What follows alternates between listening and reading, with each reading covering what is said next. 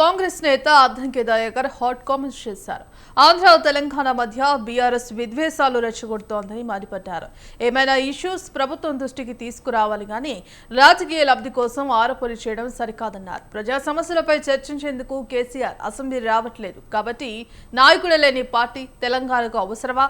వెంటనే బీఆర్ఎస్ పార్టీని రద్దు చేయాలని డిమాండ్ చేశారు అద్దంకి.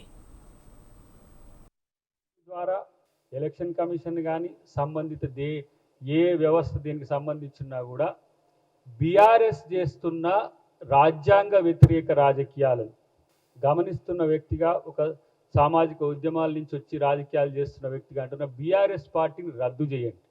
మళ్ళీ తెలంగాణ సెంటిమెంట్ రెచ్చగొడుతూ ఇలా తెలంగాణ అంటూ భారత రాష్ట్ర సమితి అని పేరు పెట్టుకొని వాళ్ళు తెలంగాణ అనే పదాన్ని ఎందుకు వాళ్ళ పార్టీ నుంచి తీసేసినరో తెలియకుండా మళ్ళా ఆంధ్ర తెలంగాణ సెంటిమెంట్ రగిలిస్తూ చేసేవాళ్ళు ఈ రాష్ట్ర రాజకీయాల్లో అవసరమా?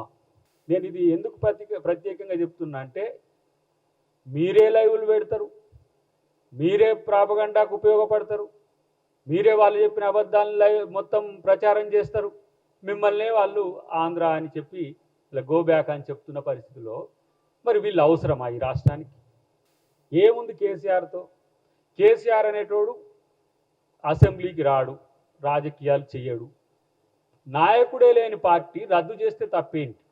నేను మీ ద్వారా ఎలక్షన్ కమిషన్ కానీ సంబంధిత ఏ వ్యవస్థ దీనికి సంబంధించినా కూడా బీఆర్ఎస్ చేస్తున్న రాజ్యాంగ వ్యతిరేక రాజకీయాలను గమనిస్తున్న వ్యక్తిగా, ఒక సామాజిక ఉద్యమాల నుంచి వచ్చి